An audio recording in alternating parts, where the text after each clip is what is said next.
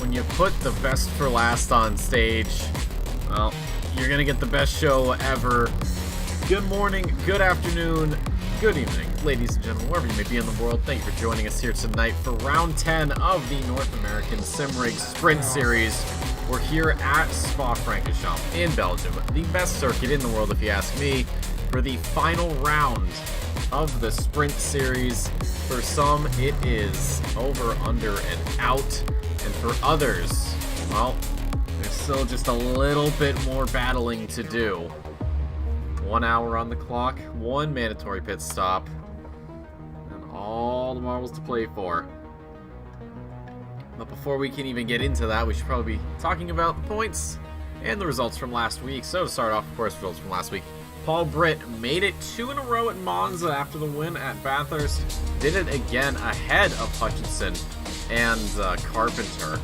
And in the silver category, it was Thompson, Zampati, Sanchez.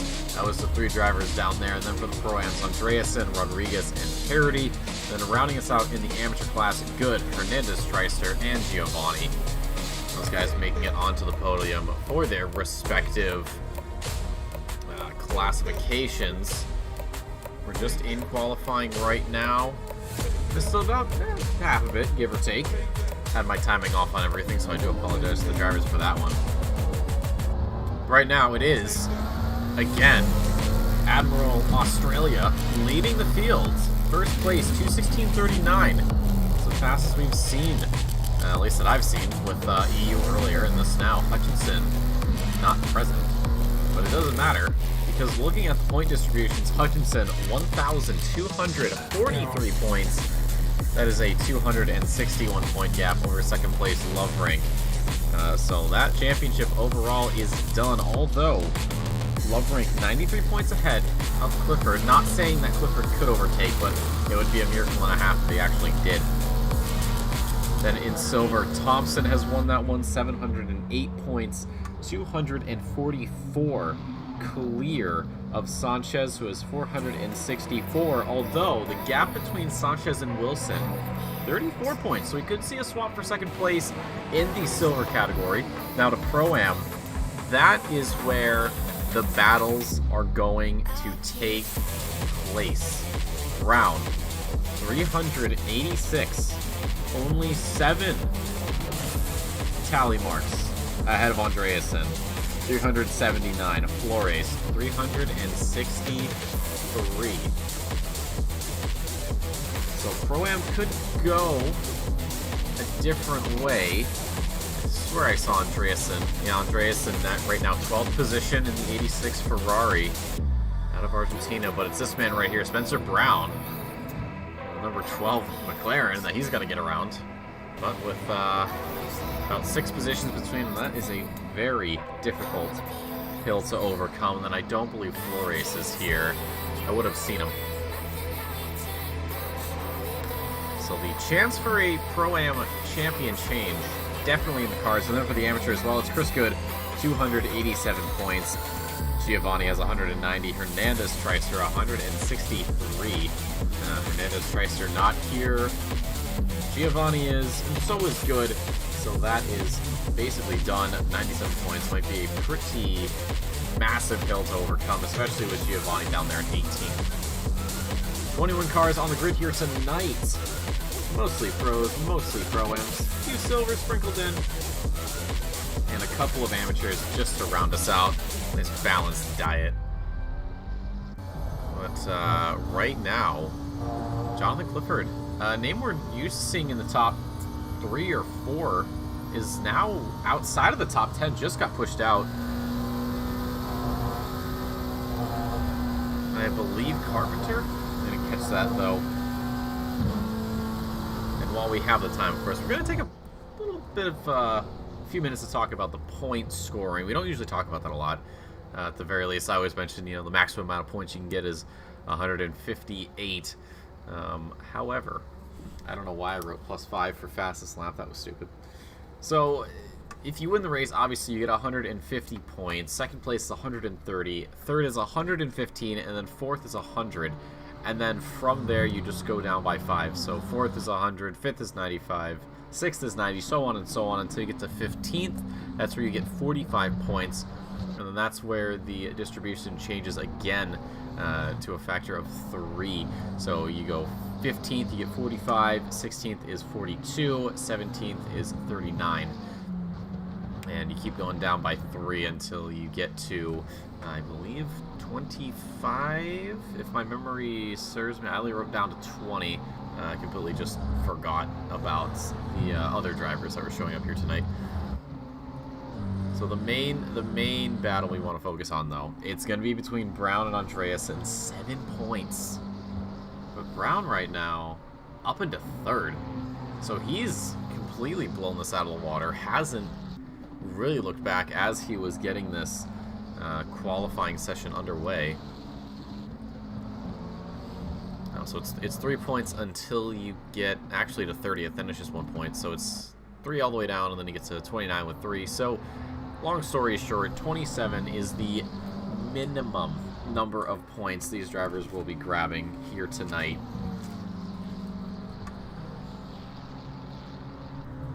We had EU's race earlier. We had 21 drivers. We finished with all 21, so hopefully North America can do the same. Now, qualifying also has some benefits to it. So right now, Paul Britt with a 2:16.02. This man is knocking on the door of a 15, which is kind of insane. The last couple of races, he has completely decided that he's done sitting behind Hutchinson, wants to do his own thing. But pole position gets 5 points, second will get 4, third will get 3, fourth will get 2, fifth will get 1. Everyone else gets a little pat on the back, you know, good job, I guess. And then fastest lap does get you that plus 3. So right now, Paul Britt is looking to gain 5, which, again, won't really do much. But at the very least, it'll give him a little bit more of a cushion to those behind. Loverink also up for some points. Same with Brown, Carpenter, and Landry. Now, if you are someone like Christian Andreasen, down in 15th, when your closest driver ahead is in 3rd, he's already gaining 3 points, which means your gap now grows to 10.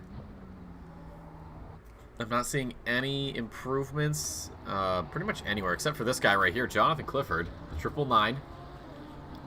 Talk about him quite a lot, honestly, in this sprint series. He is just coming out of Stavolo now, and he'll be making that run up to Blanchimont.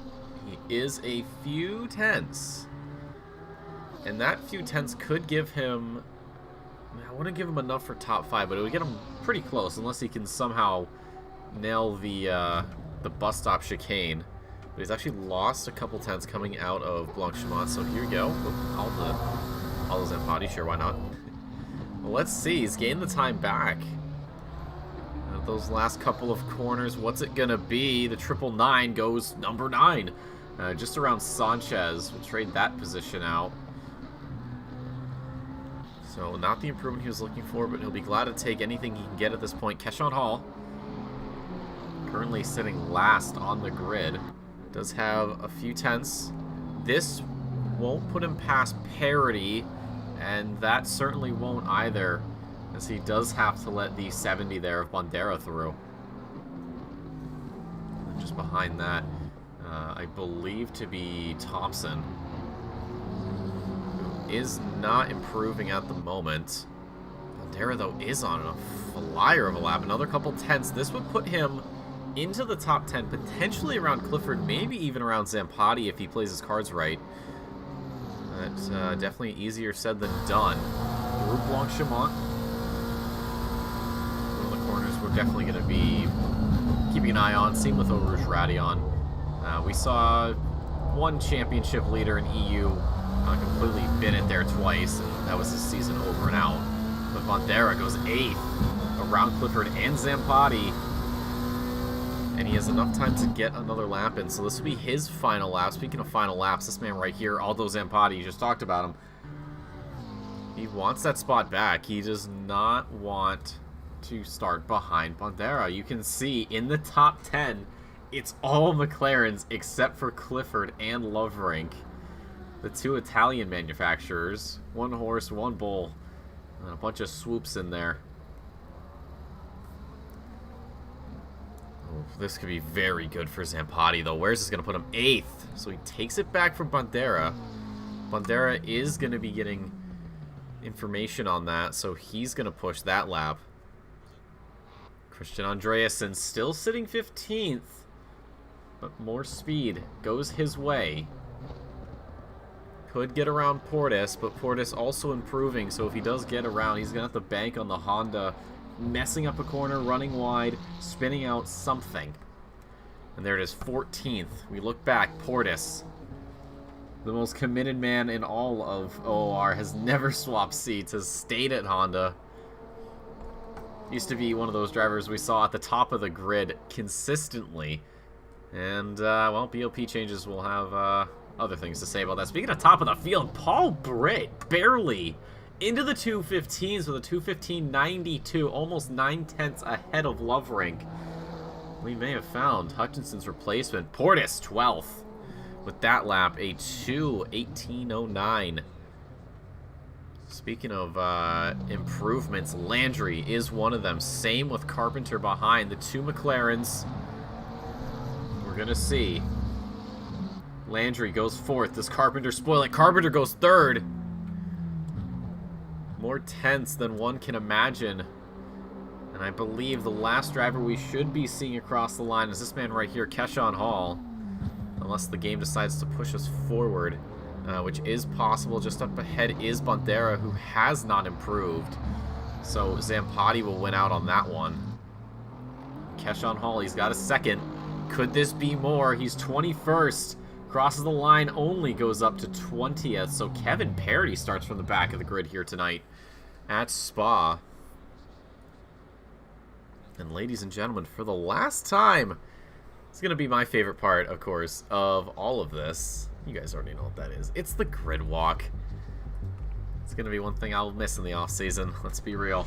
It's always nice to see what these drivers have in store for us when we actually take a gander at those liveries. Kevin Parody is one of them. He's got a livery I didn't see yet. Well, at least not on stream. But it is one that I did see in the Discord. Beautifully done. But ladies and gentlemen, take one last look at him because this may be the last one we get for a good long while. Paul Britt, though, on pole position. 2:15, the man from down under. He's putting everybody 6 feet under with these times in these last couple races. 3 in a row possibly on the horizon for him. Loverink, P2, again, almost a full 9 tenths down. Carpenter lines up 3rd with Spencer Brown right behind. The Pro-Am driver finds himself with a couple extra points, so that gap to Andreasen now grows to 9. So Andreasen hoping for a miracle and a half to get this championship pulled away. Landry is 5th overall. Then it goes Brian Rasco, Andrew Wilson, Aldo Zampati, Joel Bandera, and Jonathan Clifford to round out your top 10. From there, well, it's going to be Eduardo Sanchez 11th. Kenneth Portis, we just saw, lines up on that 6th row of the grid, improving right at the tail end of qualifying. Braden Thompson and Chris Good, 13 and 14 for those guys. Then it's the 86th there on the left of Christian Andreasen. A lot of work for that man to do. Alan McIver, 16th. Felipe Rodriguez is going to be 17th position. The Flamin' BMW there of Larry Lanham in the 502. He's going to try to get some heat on the track and make up some positions. Then it will be Lionel De Giovanni, 19th. Keshawn Hall had him improve right at the end there into 20th. And Kevin Parody, now I got to take a look at this. My settings don't do it justice, but let me tell you, this is probably one of, if not the sweetest liveries Kevin has ever given us. One World Racing, a team that he plans on carrying well into the future of sim racing, well into the future of the Octane Online Racing community. He has really put in a lot of work. I told him it was one of his best, especially compared to his sort of rainbow mesh that he had a couple seasons ago. And of course, I will always and forever miss the, the tortoise when he was in the Beamer. That one will always hold a very special place in my heart. But the final 30 seconds are ticking down. Drivers hitting drive. If they don't, well, they're going to be starting from the pit lane. And depending on who you are, somebody, that might not be good. These drivers are going to be getting ready for the last fight of the season as we pull away. The last parade lap here of season 14, and what a circuit to be at. My all-time favorite.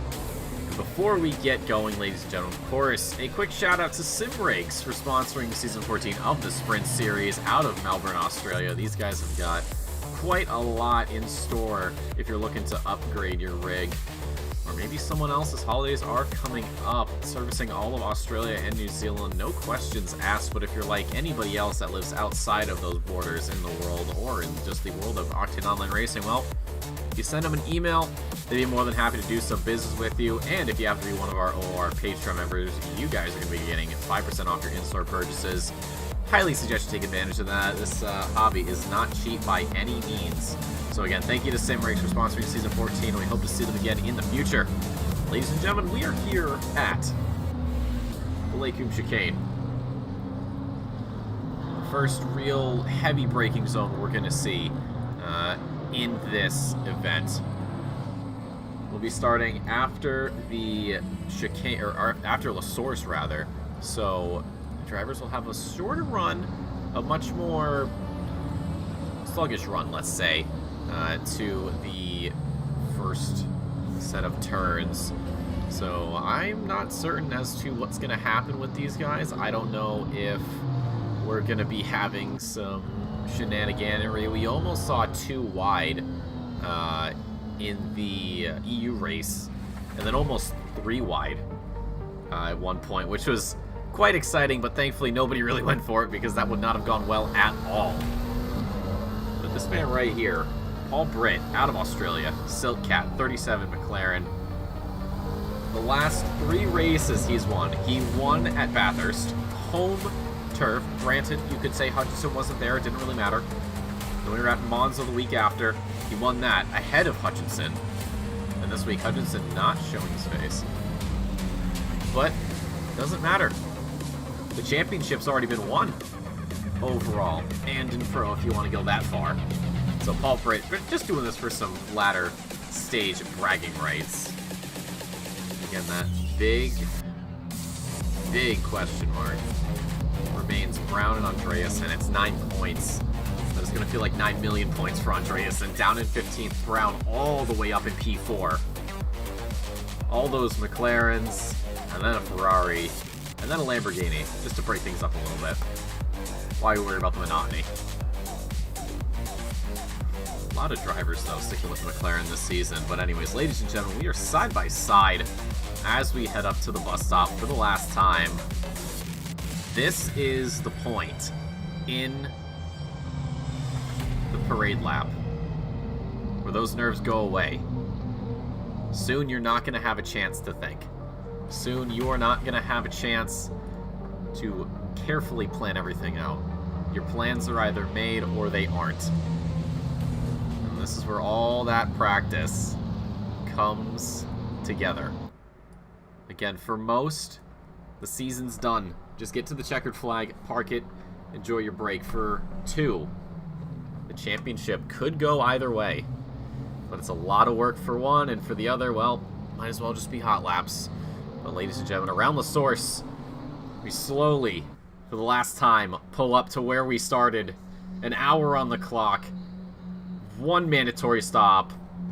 Paul Britt on the pole position, and it's green, green, green for the last time here at Spa. It's a great getaway there from Landry, I believe, and there's already contact off the circuit. Goes Spencer Brown. Are you kidding me? Spencer Brown's off. Everybody's Brown. There's Jonathan Clifford. The BMW of Lanham has to take evasive action. No, Alan MacGyver, excuse me. Oh, big hit in the background. Giovanni coming together with Andreasen. No, not with Andreasen.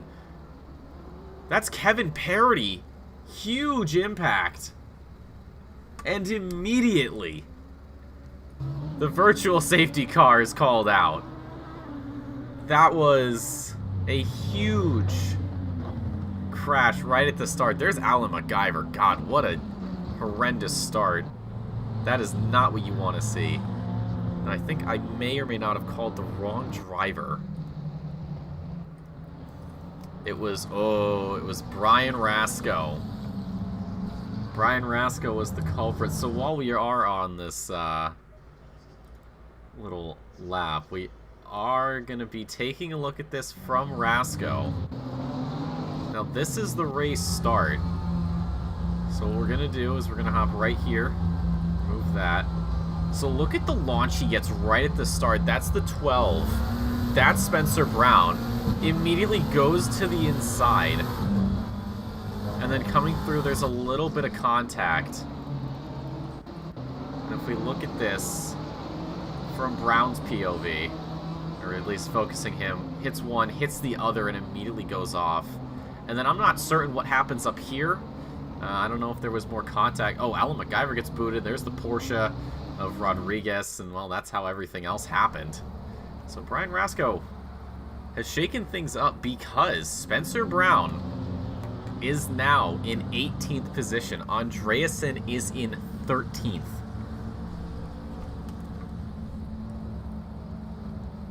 I promise I did not write this in the script. Spencer Brown, 18th position, would only net him 36 points. If Andreasen stays 13th, that's 55. That would be enough to take this championship out from under Brown's feet. Now, thing is, I don't think Brown got any damage. At least not a lot. It didn't look like it. That McLaren is looking pretty clean. Compare that to Alan MacGyver's Lamborghini, and you get a slightly different picture. And then behind, Larry Lanham caught in that melee. A lot of damage for him. But we're back racing here. Paul Britt stayed in the lead, stayed away from all the chaos, and he's going to be looking to do another 57 minutes of this. Alan MacGyver's in the pit lane early. Now keep in mind, this will not count unless he decides to change tires, which I doubt. But that is not what you want to be starting with. Andrew Wilson, 7th on the restart, up and over the top of Radion. Check out the backside. There's Jonathan Clifford. Gained a couple spots because of the start. He'll be more than happy to take that. Now we race down the Kemmel Straight. Nice little time for you to think about what your next move is. If you're me, you think about when you're going to brake, because you always seem to forget a little bit. But MacGyver is in the pit lane. He's going to be fixing that damage. The Audi, though, of Giovanni stayed out. So he's going to just grab, I think, everything in one shot.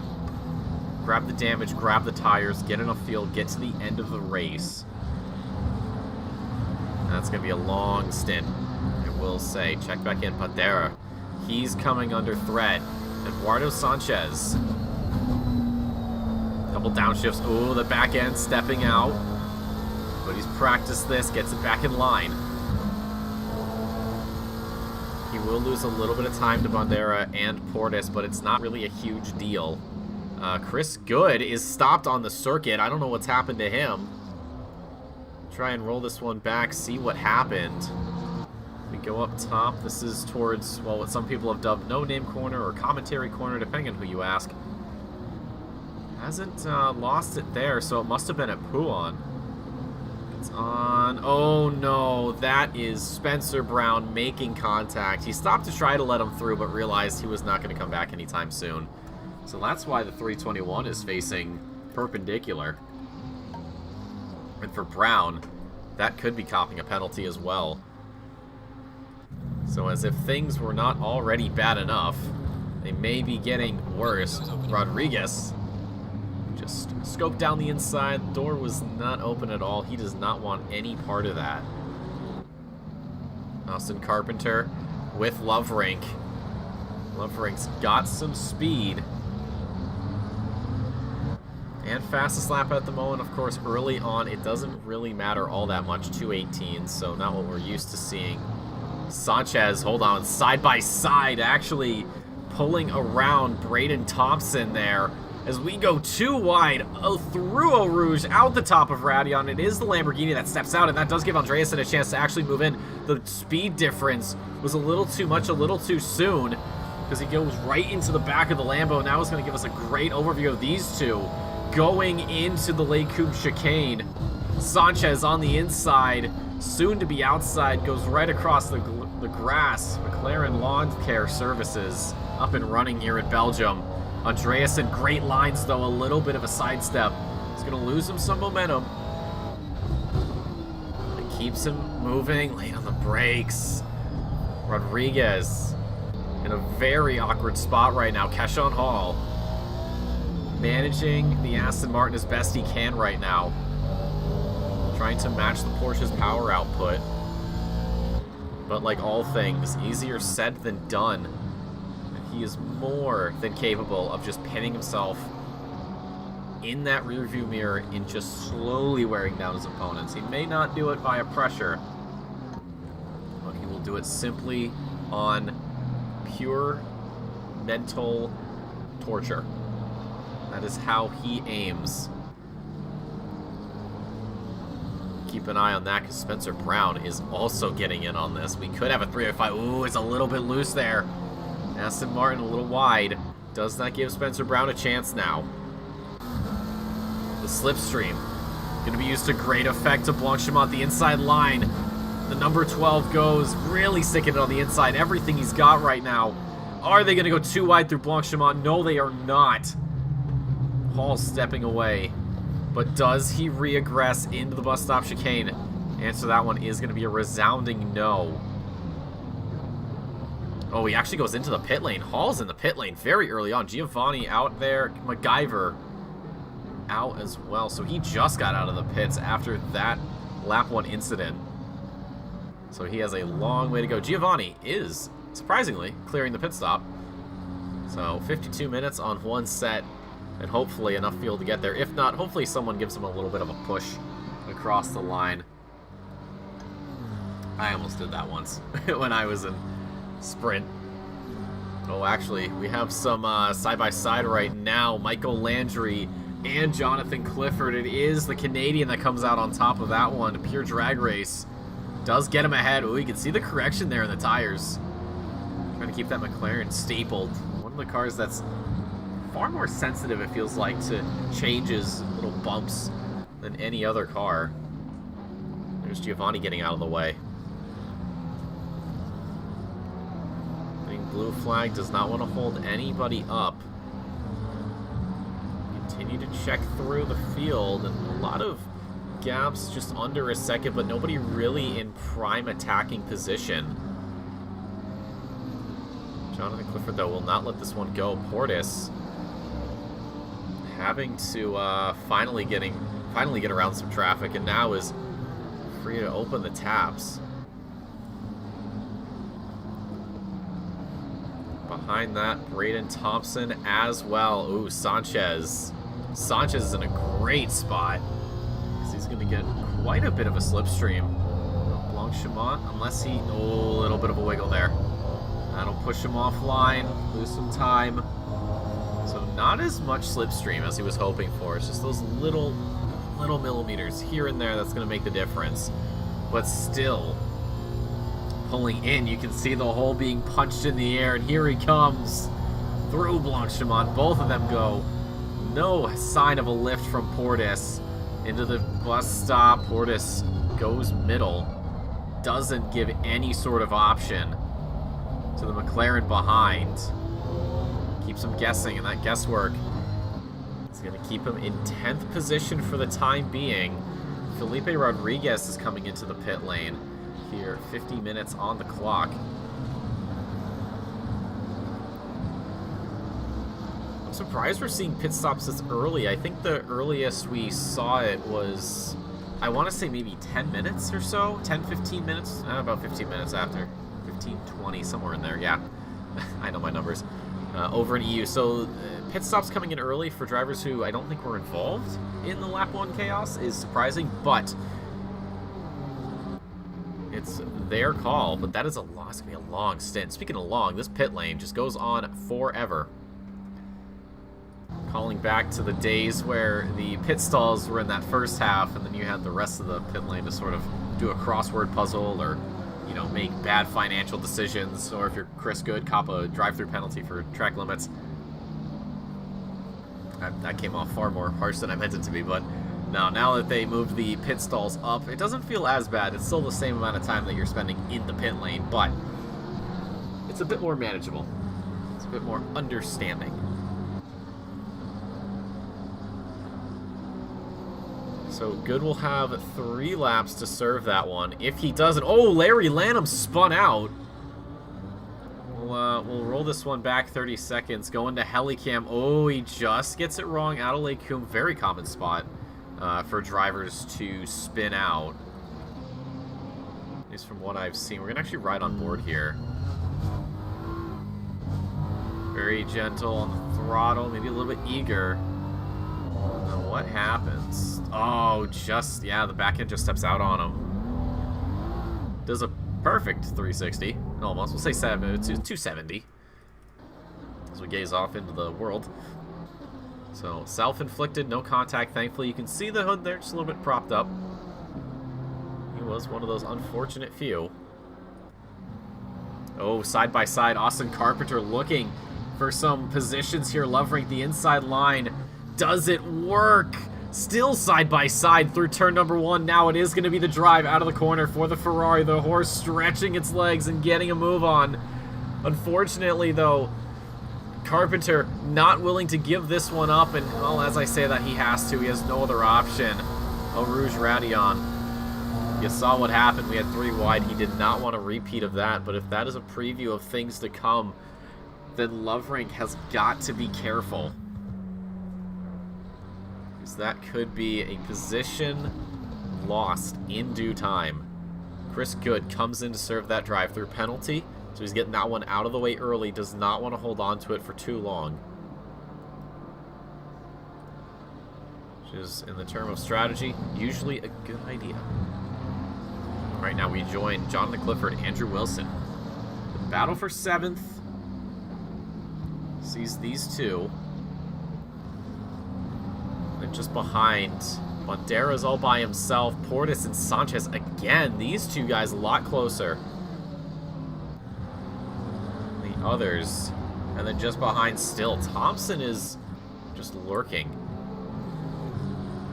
I'm going to apologize to him for delivery not loading, unless this is deliberate, which in that case, that is an excellent choice for a shadow lurking Lamborghini.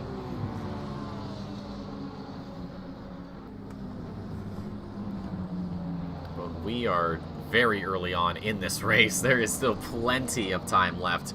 Just about a quarter of the way through. And Portis continues to feel the pressure. Now Sanchez, last time we were here at this angle, he did get it a little bit wrong. But this time, it doesn't seem like the Mexican has done that. He has fixed the error. And could this be a move? Chris Good in the pit lane now. Oh, Chris Good actually out of the race. Giovanni, 97 points to go, but 19th is only going to net him 33, so not really close enough. Sanchez with the run here. That slipstream doing wonders later on the brakes, though, as we head just about side by side through the chicane. But it will be Portis again, just barely hanging on to this one. Sanchez knows. Sanchez knows exactly what's going to happen. And what's going to happen as well here is Spencer Brown slipstreaming. Down the front straight we go into the source. How is this going to play out? It's about even on the brakes. Is he going to try a little bit of a switch over? He does, but Andreasen sees it coming, knows what to expect. However, side by side, you can see Andreasen in a bit of a pickle. It looks like the jar has been opened because out bursts Spencer Brown in the 14. Keep in mind, Brown and Andreasen, this was Andreasen's position. He was looking at a potential championship win. But now the man he needs to keep behind him is in front of him. So even if things stay the way they are, it's not going to matter because Brown will come out of this by the skin of his teeth. 13th gets 55, 14th gets 50. So it'd be a 14-point difference by the end of this, although anything can happen. Anything can go wrong for either of these two drivers. There's the possibility Andreasen maybe gets a little bit more speed than he was expecting, maybe causes a collision, maybe Andreasen loses it on his own. Brown, same propositions. All these questions, and only 44 minutes to answer them. Now with this sort of lull in the action, we should be starting to think about pit stop strategy a little bit. For some, we may be seeing in the next 10 minutes, maybe 5. Some might even go even longer than that. But some people, myself included, live by the general rule of thumb of 30 and 30, or whatever the halfway point might be. Obviously, if there are more mandatory stops, it changes things up a little bit, but with only one, it's only one set of Pirellis that have to go on there anew. But we'll keep a track and eye on it. I will get to see the location hints of where these drivers are, especially with the pit stops. Call it out before you guys even see it, so a little bit of a little insider secret there. Keep you in the know. Check back, Andrew Wilson still with Clifford. Oh, and is that Bandera? It is. So 70 wants a piece of the action. You can see how far he is. Almost like he's not even there. Andreasen. Okay, hold on. Andreasen's in the pit lane. Could this be the undercut? If so, does Spencer Brown have it in him to completely neutralize this threat? Or does he just stay out as long as he can and bank on Andreasen getting stuck somewhere? Because again, the gap right now, 9 points in Pro-Am.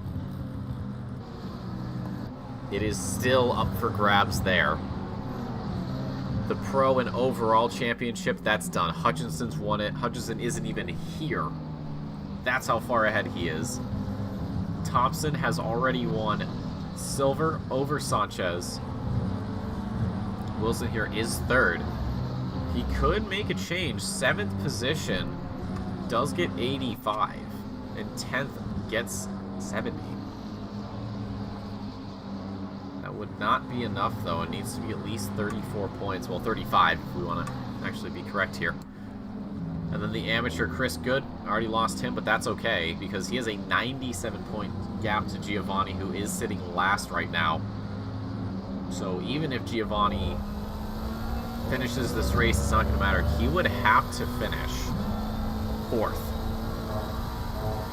Because 5th only gives him 95, and 4th gives him 100. So if by some miracle, the 714 Audi can carve his way through the field and get past the likes of Portis and Sanchez, Clifford, Rasco, Carpenter, or not Carpenter, Landry, well, that would be interesting. That would be a move nobody saw coming. But such tales belong in storybooks. But maybe Giovanni has a library card we are not aware of. Portis, oh, Brandon Thompson, I think, has gotten around Sanchez at some point. No, Sanchez doesn't have a care in the world because he's well ahead. So Portis is losing time right now, because he is about 0.3 of a second slower than this man right here. He keeps that pace up. It's all about consistency. You can be fast, that's great, but if you can't be fast every single lap, then what are you even doing?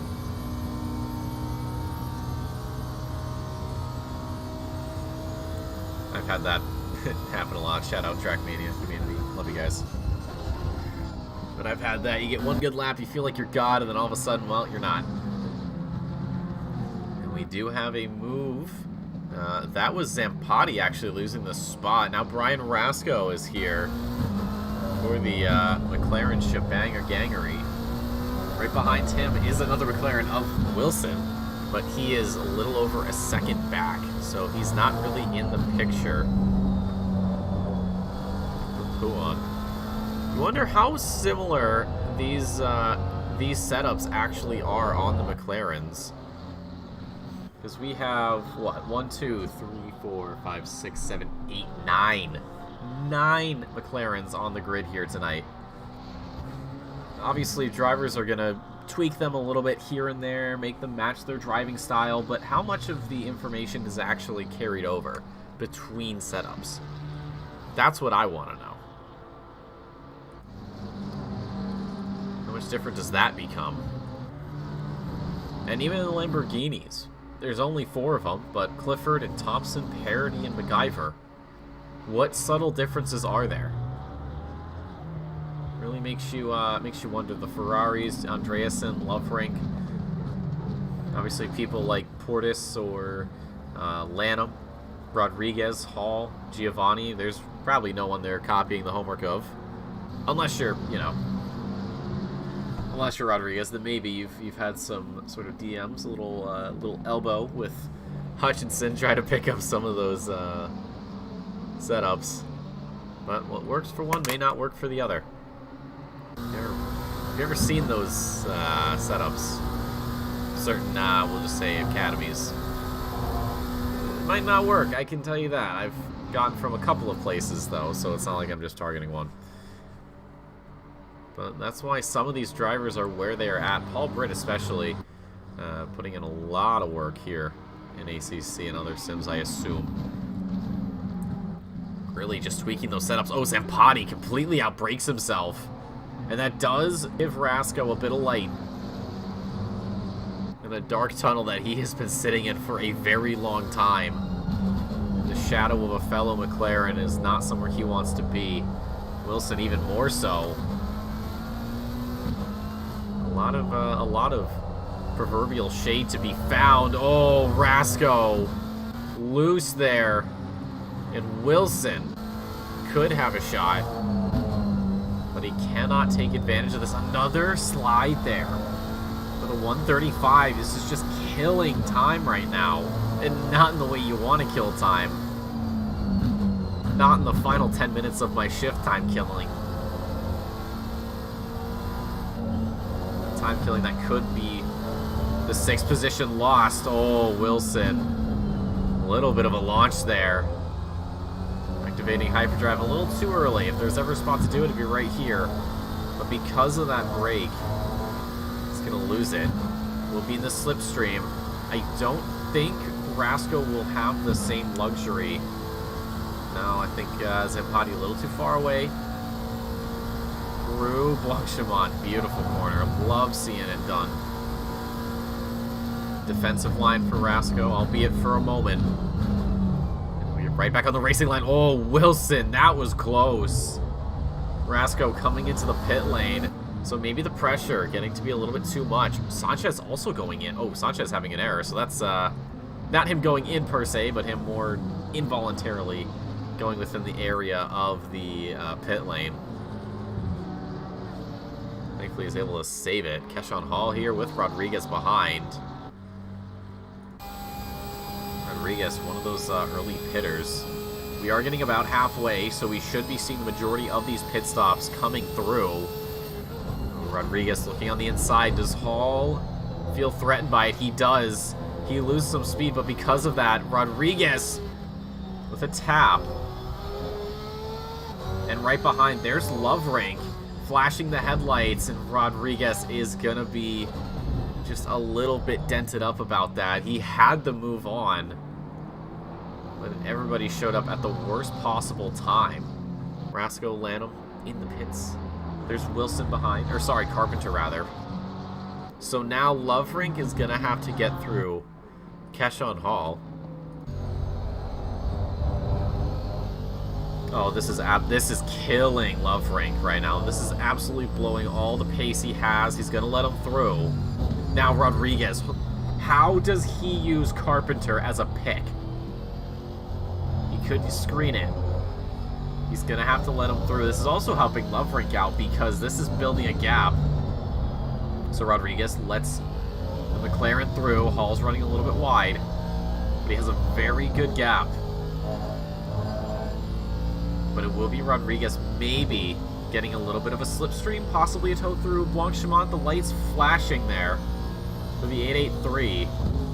Now the gap, I think the gap's way too big. I don't think Carpenter's giving him any sort of spite. Yeah, he's wide. Rodriguez can't. Now Keshawn Hall on the racing line will open up the inside line, braking more than he would reasonably have to in any other scenario. And that does give Rodriguez something to work with. He hasn't had much right now.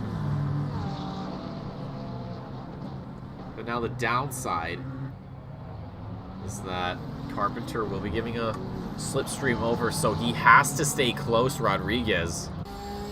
Because if he doesn't, this Aston Martin is going to be here, there, and gone.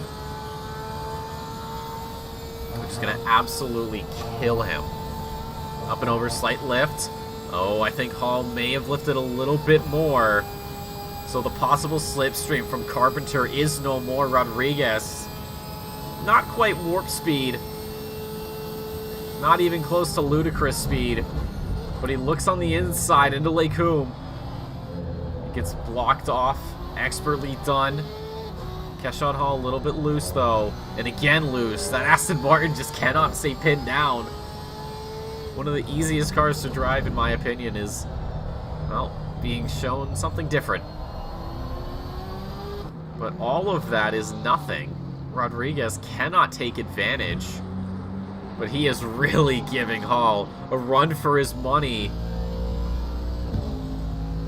into Pouan. Oh, Rodriguez gets it a little bit better.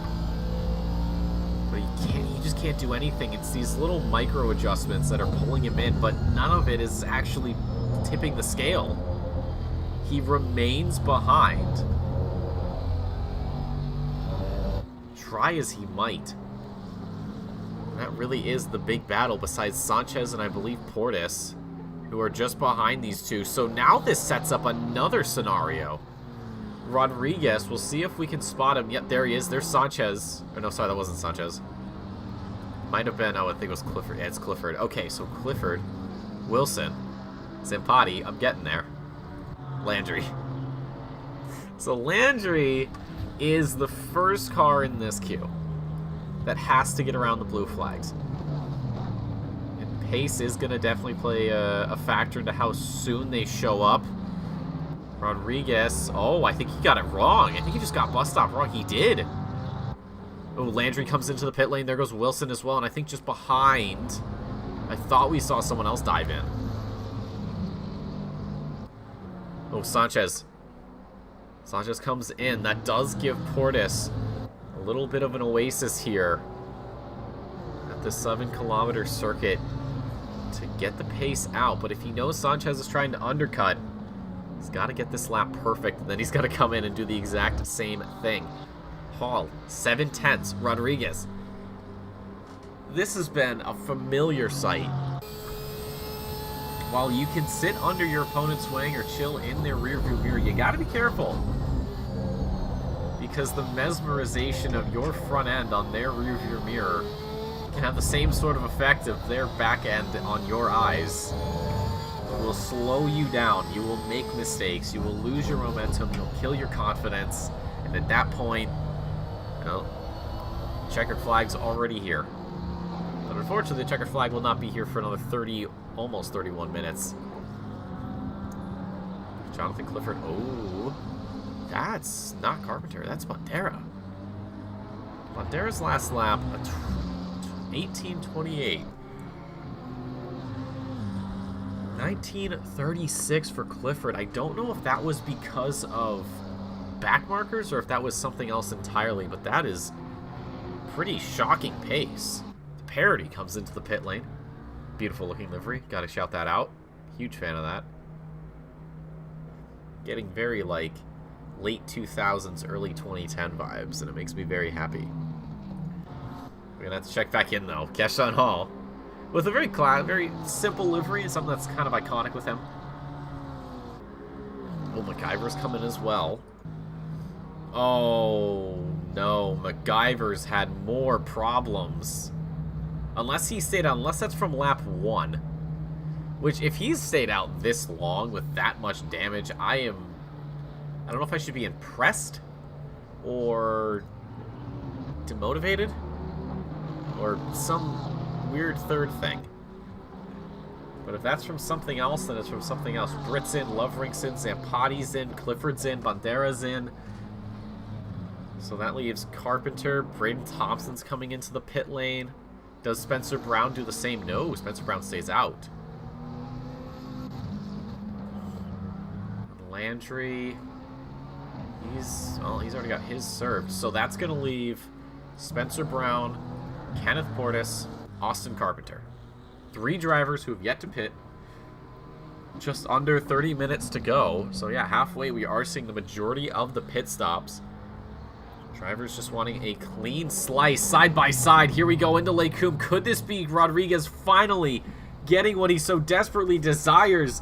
For the time being, it's not, but he reaggresses on the inside out of the chicane. And Keshawn Hall still, somehow, stays ahead. Rodriguez, every trick in the book, everything in the bag, every rabbit in the hat. Hall, unfaltered, in his lane, cannot be beat right now. This is incredible. Whether it's lady luck or all skill, Hall's going to take it, and Rodriguez has to be just shaking his head in frustration. That was the closest he has been in the last handful of laps. And he will just have to sit back and continue to wait another lap for another opportunity to finally show itself.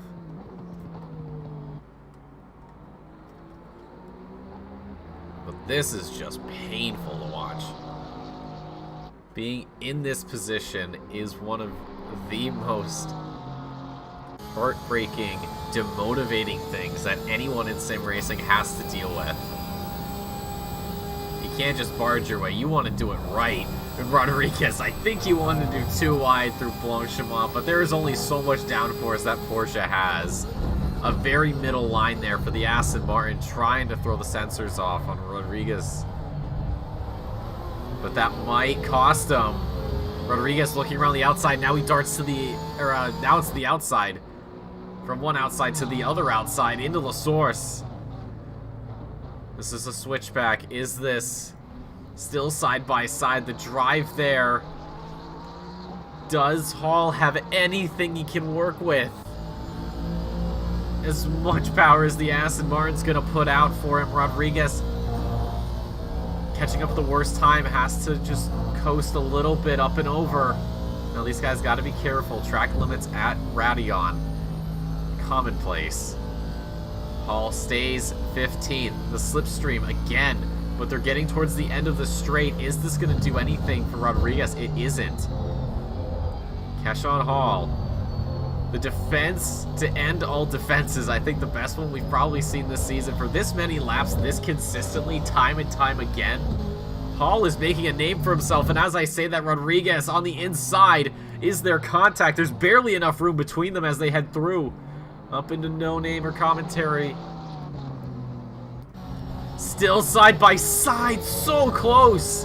Rodriguez, the Argentinian, everything. He is just so sick and tired of this. Tries the outside, completely compromises himself at Pouon. And Hall, He has put every point into luck, and he is more than happy with the results that he is getting. If you're Rodriguez, the second lap in a row, you've been right there. The second time, the carrot's been so close. But just still too far for much of anything. Carpenter's gone in, and Portis as well. That just leaves Brown. So we'll see where Brown comes out in all of this. Because depending on when he pits, he's actually getting to the end of the lap. So if he comes in right now, he should be able to not worry about anything from the side of Andreas. And now, slipstream. Wilson on the left side. The outside line does belong to the right side to Clifford, but the inside line, and he's going to be gone by then. Wilson picks up 8th place. Does he eye up Zimpati? That's the question. He's a little ways ahead, but if pace is anything to go off of, he might be able to do it. Spencer Brown comes in. So this should be a safe enough pit stop if my estimations are correct. Andreasen is coming down the Kemmel Straight, just getting into Lake Coombe now. And he is about another minute 30 or so from the start-finish line. Now you think with this long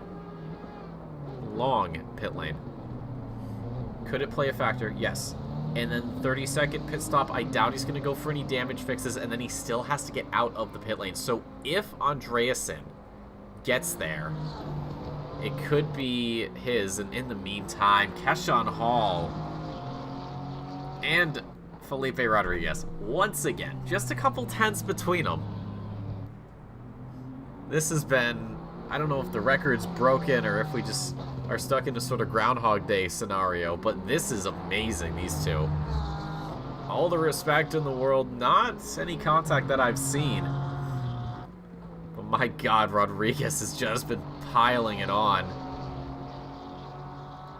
Despite all the hardships, he has not given up in the slightest. Absolutely does not want to give up. He knows it. Now, Spencer Brown's still there. Let's see. Andreasen. Oh, this is going to be too little too late, I think. Unless Spencer Brown moves right now, then he should be able to get out ahead. Now all the positions are going to update as everyone comes through. Where is Andreasen? Hold on. Track map. Andreasen in the 86. The 12 gets moving. The number 12 of Brown finally out of the box and out of the pit lane on the throttle. Where does that put him? Are we going to see Andreasen before the camera changes? No, we don't. Andreasen just now getting through.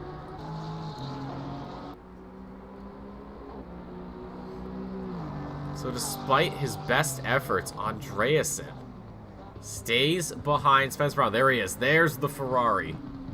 You just caught a glimpse of it. Very faded, very blurry. But now Brown just has to stay put. 22 minutes. Every pit stop has been cleared. Only one car has been lost this race. But unless something happens, Brown should be sitting rather comfortably. Chris Good, the only retiree, but for him it doesn't matter because he's already won the amateur championship. Giovanni can't even win at any point. Again, barring something. Oh, Rodriguez in the meantime. Hold on, he's gotten through. So in my analysis, Rodriguez has gotten around Hall. If I had to bet on it, it was probably at the Kemmel Straight. Just caught up at the perfect time, used the slipstream to his advantage, and sailed on by. Now with a little slide, though. Is Hall able to redeem himself into Puon? Oh, it takes a slightly different line. Gets some more speed. Has to lift, though. And Rodriguez, very lucky.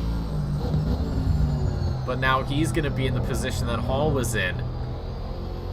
And you wonder, will he have the same sort of treatment, or is he going to be able to just pull away with a little twitch like that? Well, Hall, not looking too good. He is really going to be giving it his all right now. Rodriguez's last lap was actually 2/10 slower, surprisingly.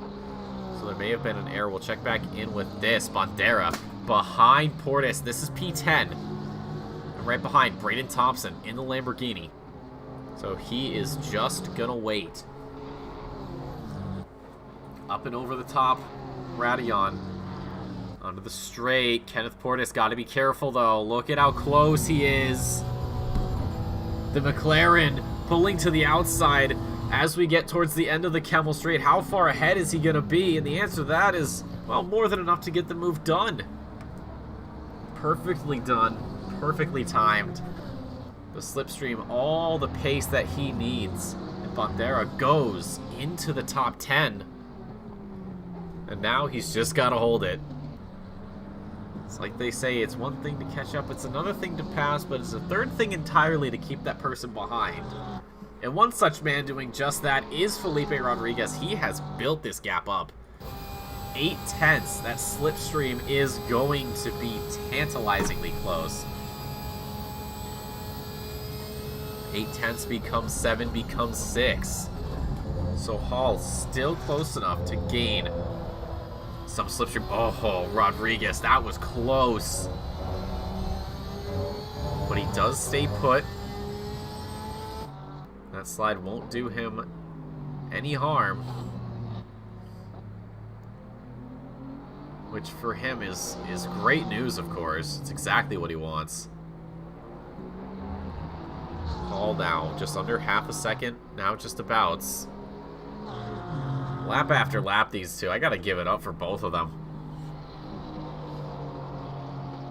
Keeping each other company, keeping things interesting. Plenty of drama to hold both of them over. But Hall has to do all of the offensive work. Rodriguez now all of the defensive work. It's gonna be tricky to balance it, though. The other two we got to keep an eye on, though. Brown and Andreasen. 9 points separate them. But Andreasen would need to get around Brown right now and then find a way to open the gap up to at least 9 points. If Andreasen was to put Brown into 13th, that'd be 55. So that would mean Andreasen would have to finish 11th or better. Because that would be 10 points, which is just one over what he would need.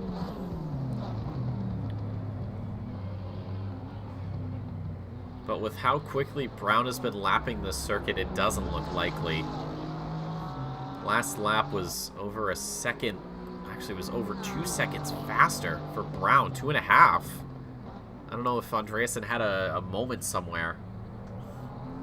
But that has pushed him back. Speaking of being pushed back right now, Kenneth Portis finding himself in a situation he does not want to be in for a second time. You can see Bandera, he got around Portis and he just left. He checked out, he clocked out, hit the punch card. Didn't even bother turning off the lights, just dipped. And now Braden Thompson, all the catch up to do and 17 minutes to do it. His last lap, 8/10 quicker than Portis. Although battling is going to slow you down. So we'll see if that's true pace, but through campus, it doesn't actually work out too well for Thompson. More of a gap opens up.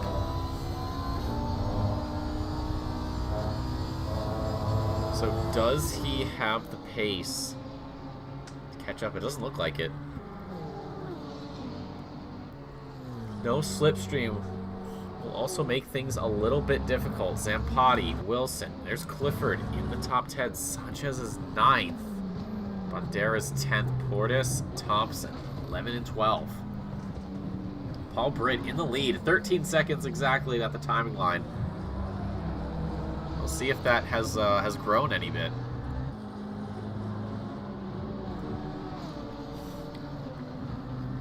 The timing line for Sector 2 is just at the end of the Camel Straight, 13.395. We might as well just round that up. 4/10 for the Australian. God, this man has come alive the last few races for Silkcat, and he's going to want to have a smooth ride from here on. speaking of smooth, things are going to calm down.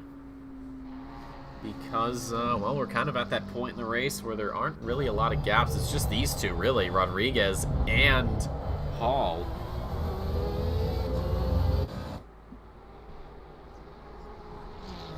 Andreas, another driver to keep an eye on, but again, he's just too far gone at this point, really, to do anything. So much so that Brown isn't even in the picture anymore. Dipped out with no remorse. Oh, this is actually a big gap between Parity and Lanham. I thought for a second that was, but no, that's just Giovanni. Blue flag letting some guys through. No big deal there. Ooh, Lanham's actually come into the pit lane. That's surprising. I don't know if his... do we get to see fuel load? No, we don't. It may be fuel. We'll see how long he's actually in the pit lane for before we do much of anything else. So we'll just keep a pin on this. Checking back in. Portis. Thompson. Just behind them. Who's it going to be? None other than Brown. Wait, Brown? What? Brown has been lapping at a rapid pace compared to both of these guys. Portis' last lap was a 2:18.85. Thompson's was a 2:18.90. Brown did a 17.007. That was his best lap. He's 3 seconds, give or take 2.2. Is he gonna pick up 2 for 11? That would be insane. That's a massive drive from him. That'd be around a silver and a pro, which you could, you know, generally speaking, is going to be a higher classification, higher skill drivers. But when a Pro-Am's got pace, my God, 17.4. Thompson did a 18.98. Portis did an 18.97. I don't know much about those years, but those are not very good years compared to 17.40 from Brown. This is coming alive here for these guys. Larry Lanham's coming out. I don't know what happened. Anyways, so Braden Thompson and Kenneth Portis, they're even. This is a dead heat for both of them, effectively. But it's Brown. Unintentionally in the driver's seat. He must know this. He must know that he has pace, and he's got 13 minutes. 13 minutes. It might not seem like enough of time, but for this guy, it's got to be a ton. He's a second and a half. I think when we checked just before the end of the last lap, it was 2.2. So 0.7 of a second in one lap. Or not even. We won't be getting an updated timing from these guys, at least from Brown to Thompson, until we get through campus, and or actually through Stavola. And with how much these two are fighting, this is perfect real estate for Brown to take over. This would be an exciting three-way battle for 11th. So let's see. What does the timing look like? 1.1. Brown, you, sir, are very much in an excellent position to go from 13th to 11th. And you know he will absolutely love to hear that. God, it seems like he even has just so much more pace. And these two have to know it. They have to... Maybe not. Maybe they haven't been keeping track of Brown.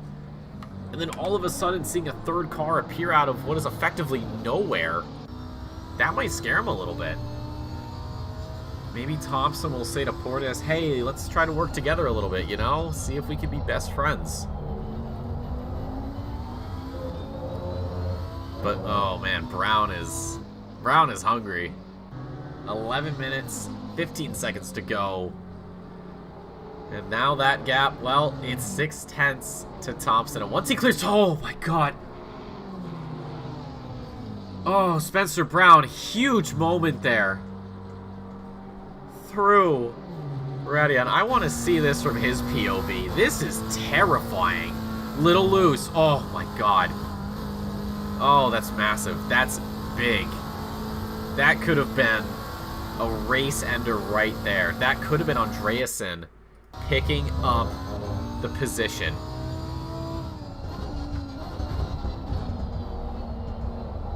But Brown, all the skill to keep him there. McLaren, I talked about it earlier, one of those more sensitive cars in terms of change, in terms of bumps. But a short leash Brown has over his ride. Look, Andreasen with Alan MacGyver. Not a change there, not a fight for position. But we can always pretend that it is. Brandon Thompson, he'll be feeling the heat first. Maybe Thompson's going to work with Portis and say, you know what, maybe we can't be faster, but I can maybe hold off Brown long enough for you to get away. And if that's the case, that might be a very smart move, but you understand that once this man's around, he's gone. And the only thing left for defense that isn't driver related is, well, time itself. Under 10 minutes to go here at Spa. And Spencer Brown putting up one hell of a final effort. For a position some may seem as pointless, but for him it's everything. Blanchemont's done beautifully. Slightly later on the brakes, into the bus stop chicane. Side by side we go. And through Spencer Brown goes. Surgical precision. And comes out ahead at number 12. Sits 12th on the grid. And ahead of him, a familiar face to the scene, the number 84. It's Kenneth Portis, the second in the Honda. And even with that little move, that little twitch we saw at the start, and where we are now, his lap was still faster.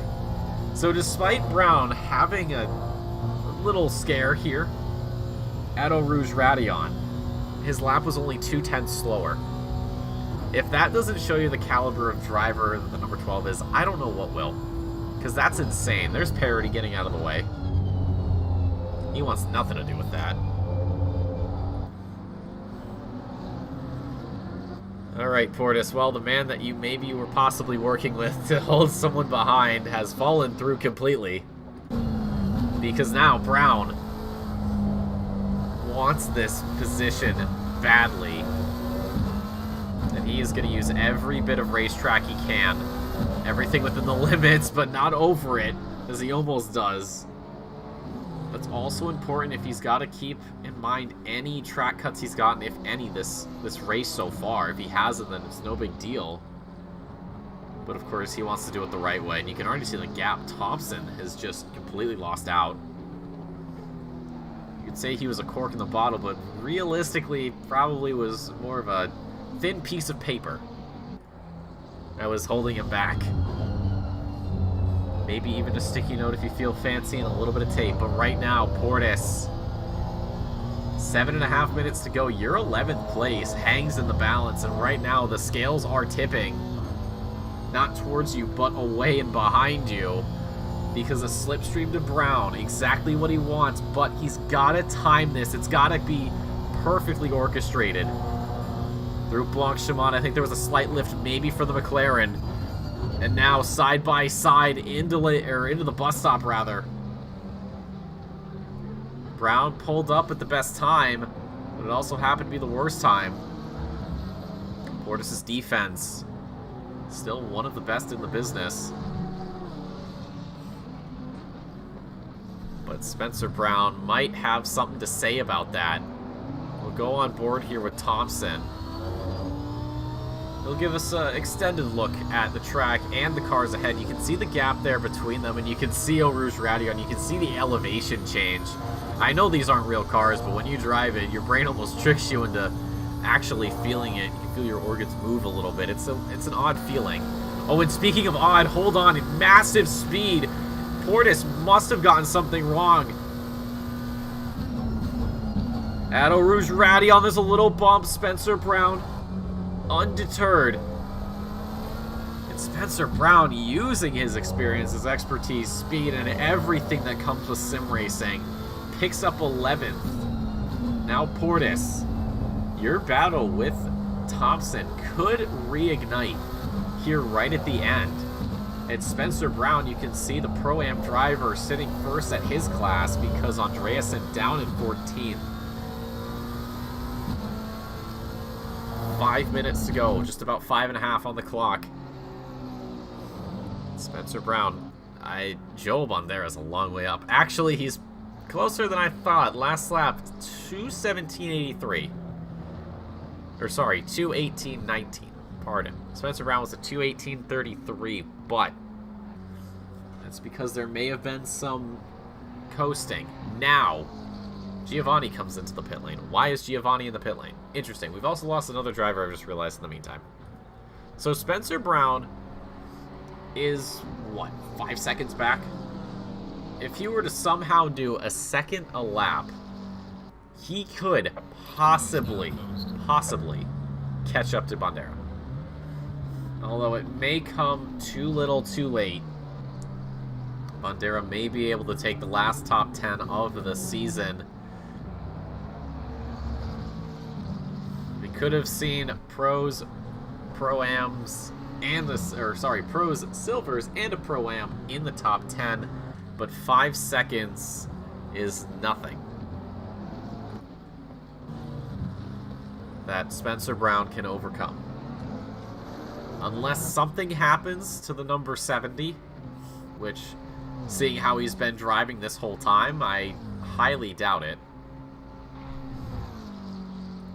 But my God, if that would be a story and a half for Spencer Brown just to pip a top 10 by the end of this race. We'll see just how far ahead. You can barely see Bandera up there. He might as well not even be there. We should get a better look through, like, nope, not really. Just a little peek over the lid. And Portis as well now starting to come under threat, I think. Yep, Thompson. These two guys are definitely going to go to the checkered flag on this one. I think Brown's all set. He's got nothing to worry about. He knows he may not be in the top 10 with his fellow McLarens, but at the very least, he can be happy to know that there are 8 of them all the way up at the top of the field. That's incredible. If only Loverink and Clifford didn't show up, then we would have had, well, every single position, barring one, be a McLaren. It would have been Portis that would have gotten a top 10. But he'll have to settle for 12th. He may not want to, but he is going to have to do that. Unless Braden Thompson decides to flip the script. Now let's check in. Paul Britt. He's going to have one more lap after this one. He comes back around. 2:16.81 is his last lap.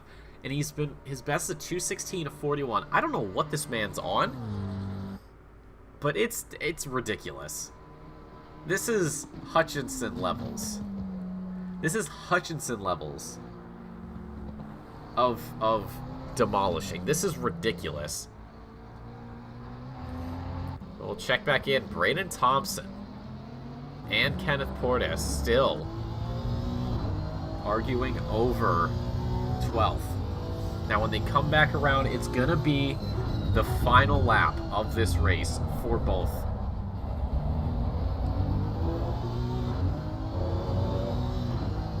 And Thompson's still just so far back. Last lap was a 2:18.85 for Portis, a 2:18.75, so Thompson in 10th there.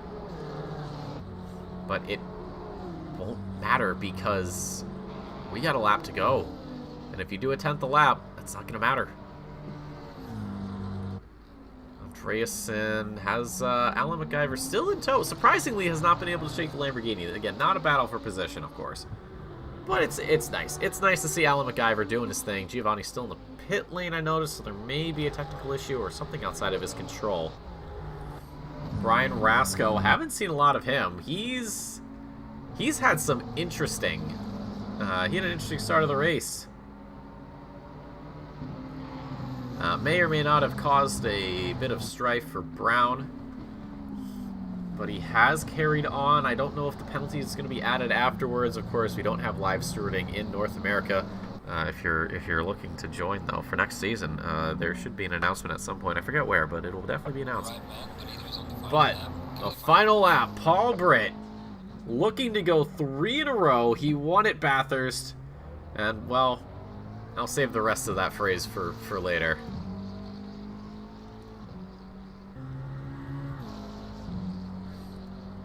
It was Lanham we lost. That was the other one. Oh, yeah, the BMW not here in the chat. I know, Lanham, you should have been there, but fortunately not the case. So a lot of these guys starting their final lap. Some are actually going to be behind the race leader. So some of those back markers we'll see. I don't know. I think Paul Britt's any... Yeah, he's long gone from Love Rank. That is a wicked long gap.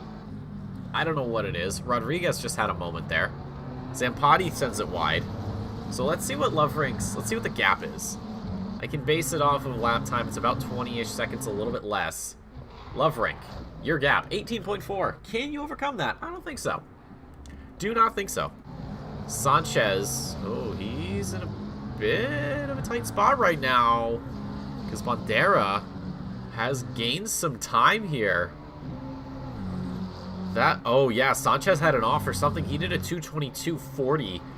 Bandera did a 2:18.64. Hold on, folks. This could be a final last lap moment in the slipstream. Sanchez holds it in the middle, then the inside of the Leku. Oh, both of these guys just taking the wonkiest lines. Slide there for the 21. And a slide. Oh, Bandera. Very eager on the throttle. Loses that time. But could he go for something? Anything. There's one part of the circuit where he may be gaining an advantage, a big enough advantage. And he could be doing it soon enough. But ladies and gentlemen, the last time Paul Britt, he has won in Bathurst. He won in Monza. Ladies and gentlemen, Paul Britt from Down Under goes 3 for 3 at the end of the season, sends it into the wall celebratorily, not once, not twice, but 3 times. And he is going to win this race.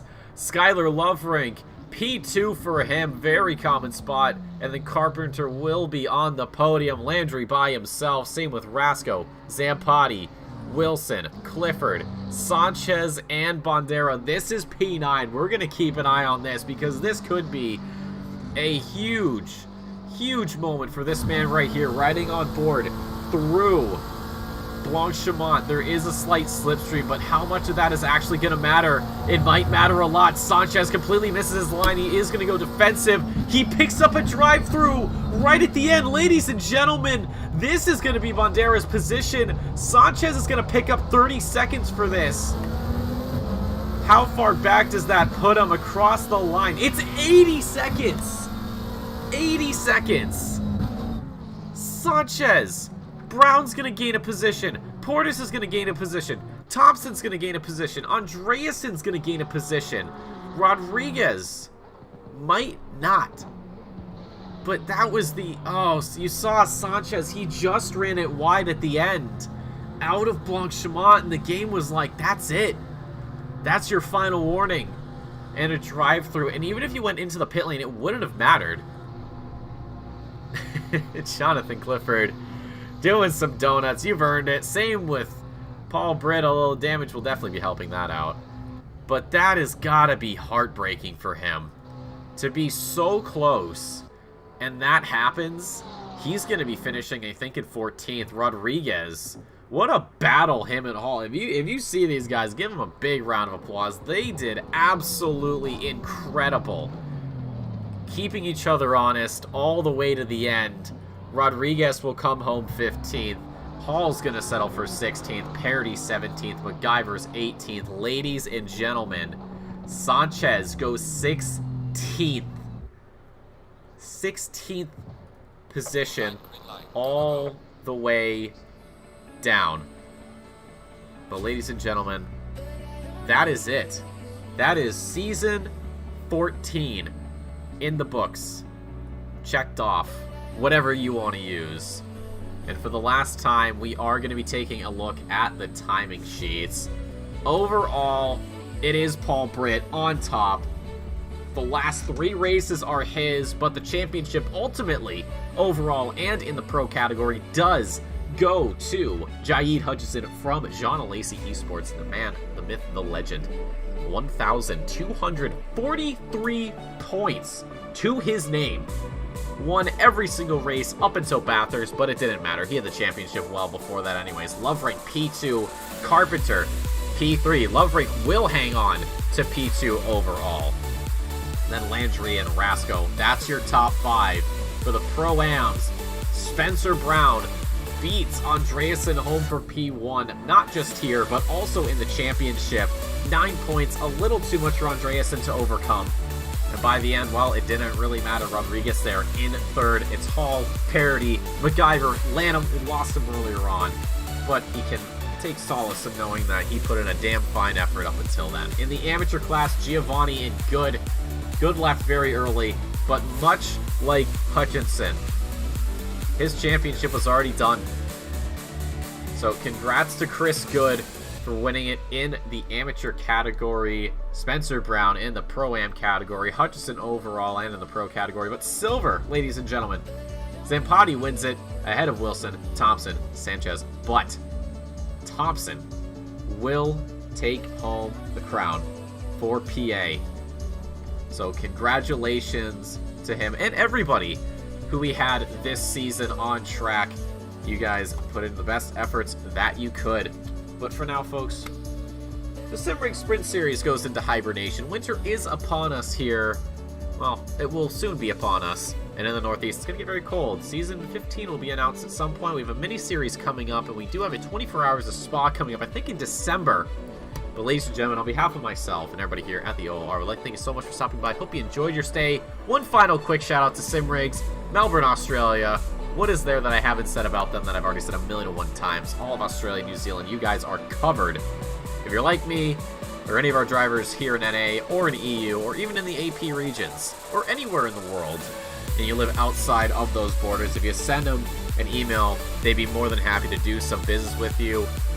Looking to upgrade before the end of the year. The holidays are coming up, so take advantage of that 5% off if you are a Patreon member. But again, thank you to Simrigs for sponsoring Season 14 of the Sprint Series. We hope to see them again in 15th. As for me, folks, well, I didn't mention this in EU, and I should have. I might be back. If I'm not back in EU, most likely back in NA, but if I'm not back overall, well, hopefully somebody out there is willing to step up to the plate, take over broadcasting rights here in the booth. Don't think about having big shoes to fill. Just make sure your own shoes fit nice and snug before you get ahead of yourself. But if you're looking to join the commentary team or the stewarding team, wherever it may be, announcements are out. We are accepting applications, AP, NA, EU. So get your hat tossed in the ring, get some valuable skills, and make this night so much more enjoyable. Ladies and gentlemen, as I have already said, on behalf of myself and everybody here at the OOR, I'd like to thank you so much for stopping by. Hope you enjoyed your stay. Make sure you subscribe, like if you haven't already. Share this amazing organization with your friends. And until then, as always, ladies and gentlemen, stay safe, stay beautiful. We'll see you next time.